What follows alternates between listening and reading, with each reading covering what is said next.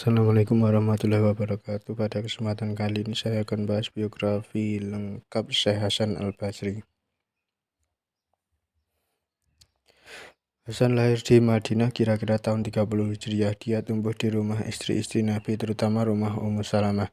Dia terdidik di pangkuan Ummu Salamah yang merupakan salah satu wanita Arab yang paling sempurna akal pikirannya, paling bijaksana istri Nabi Muhammad, yang paling luas ilmunya, dan paling banyak meriwayatkan hadis-hadis beliau. Juga termasuk hitungan wanita Arab yang tahu tulis baca di zaman jahiliyah. Hasan juga mendapatkan kehormatan dapat menyusu dari Ummu Salamah pada saat ibunya pergi untuk suatu keperluan. Maksud Ummu Salamah hanya untuk menghibur Hasan kecil yang sedang menangis karena lapar, tetapi dengan kehendak Allah ketetek beliau mengeluarkan susu. Demikianlah Hasan terus berpindah-pindah dari rumah ibu kaum mukminin yang satu ke rumah ibu kaum mukminin yang lain. Dari iklim yang bersih itu, Hasan menghirup akhlak, agama, dan ilmu pengetahuan. Hasan Al-Basri wafat pada tahun 110 Hijriah. Ketika itu penduduk Basrah berbondong-bondong mengantar jenazahnya pada hari Jumat awal Rajab. Semoga Allah memberinya kasih sayang luas. Hasan berguru kepada sahabat-sahabat terkemuka di majelis Rasulullah SAW seperti Utsman bin Affan, Abdullah bin Abbas, Ali bin Abi Thalib, Abu Musa al-Asy'ari, Anas bin Malik, Jabir bin Muhammad, dan Abdullah bin Umar.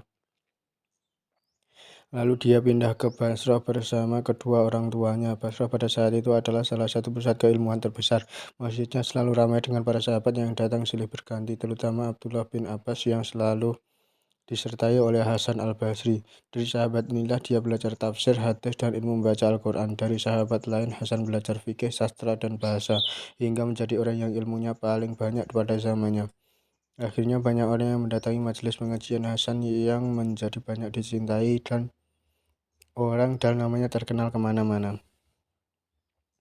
Guru-guru beliau Utsman bin Affan, Abdullah bin Abbas, Ali bin Abi Thalib, Abu Musa al-Asy'ari, Anas bin Malik, Jabir bin Abdullah, Abdullah bin Umar, Al-Azwad bin Yazid ibnu Qais an-Naqai, Masruq bin Ajda al-Hamadani, Alqamah bin Qalis an-Naqai, Suraih al-Haris bin Haris al-Kindi.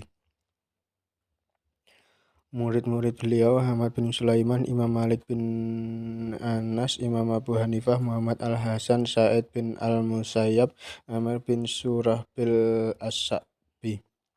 Salah seorang sahabat dekatnya, Khalid bin Sufyan, mengatakan dia adalah orang yang batinnya sama dengan lahirnya dan berkataannya sama dengan perbuatannya. Apabila berpesan untuk melakukan kebaikan, dia adalah orang yang paling banyak melakukannya, dan apabila melarang dari keburukan, dia adalah orang yang paling banyak meninggalkannya. Saya benar-benar telah mendapatkannya sebagai orang yang tidak membutuhkan orang lain di saat orang lain sangat membutuhkan dirinya. Maslamah bin Abdul Malik juga mengatakan tentang dirinya, bagaimana bisa tersesat suatu kaum padahal di dalamnya ada Hasan Al-Basri.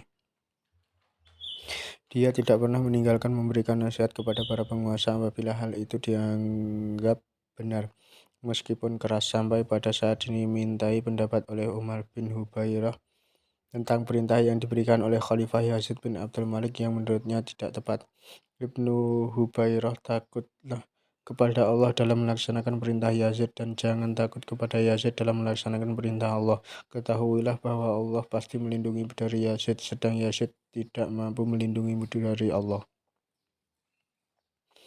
Ibnu Hubairah, sebentar lagi akan datang kepadamu seorang malaikat yang kejam dan tidak pernah melanggar perintah Allah untuk memindahkanmu dari dipan dan istana yang luas ini ke kuburan sempit yang tinggal engkau temukan Yazid di sana.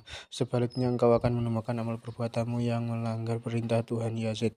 Ibnu Hubairah, jika engkau bersama Allah dan taat kepadanya, akan selamat dari musibah Ibnu Abdul Malik di dunia dan akhirat. Tetapi jika bersama Yazid dalam melakukan maksiat kepada Allah, Allah akan menyerahkan dirimu kepada Yazid. Ketahuilah wahai Ibnu Hubairah, bahwa seorang makhluk siapapun orangnya tidak boleh ditaati jika dia melanggar perintah Allah. Ibnu Hubairah lalu menangis hingga air matanya membasahi janggutnya. Pesan-pesan Hasan Al-Basri menggetarkan hati, mengugah orang-orang yang lalai dalam dan membuat air mata pendengarnya bercucuran. Dia pernah mengatakan permisalan antara dunia dan akhirat adalah bagaikan timur dan barat. Apabila engkau bertambah dekat ke salah satu dua arah itu, berarti Anda telah bertambah jauh dari akhirat.